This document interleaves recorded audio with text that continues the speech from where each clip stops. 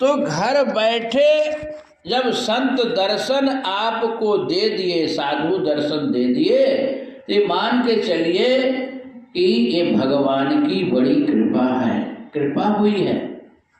क्योंकि हनुमान जी देखो संत के रूप में जब विभीषण के यहाँ गए तो विभीषण ने क्या कहा, अब मोहि भरोस हनुमंता, बिनु हरि कृपा मिलहि नहीं संता।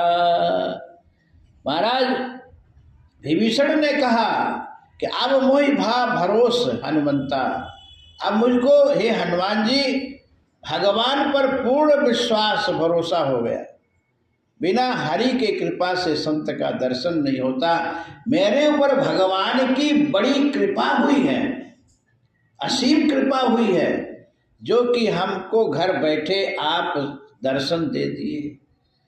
बहुतों तो तीर्थ में जाके संतों का दर्शन करते हैं, और आज हम बड़भागी बना दिए हमको, हम घर बैठे को दर्शन दिए। तो जिसको भगवान का दर्शन घर बैठे मिल जाए तो वो मानो कि हरि की कृपा उस पर हो गई है।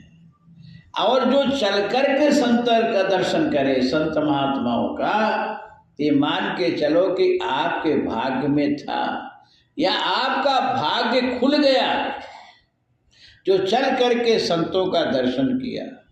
क्योंकि गोस्वामी तुलसीदास जी कहते हैं कि पुण्य पुंज बिनु मिलहि न संता, असत संगत संसृत कर अंता।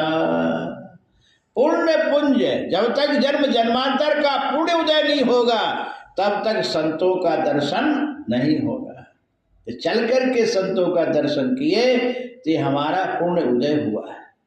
और संत मिल गए तो सत्संग मिल गया, संत मिले तो सत्संग मिला, और सत्संग मिला तो संस्कृत का अंता, संस्कृत का अंत हो जाएगा। संस्कृत क्या है? संस्कृत इति संसार है। ये संसार ही क्या है? संस्कृत है। संसार क्या है? संसार जो बदलना, बिगड़ना, बनना, एक जैसा नहीं रहना, इसी को संसार कहा गया है। एक जैसा रहना वो परमात्मा है, और बदलना बिगड़ना इसी को संसार कहते। जन्म होना, फिर लेना, फिर मरना, इसी को संसार कहा गया।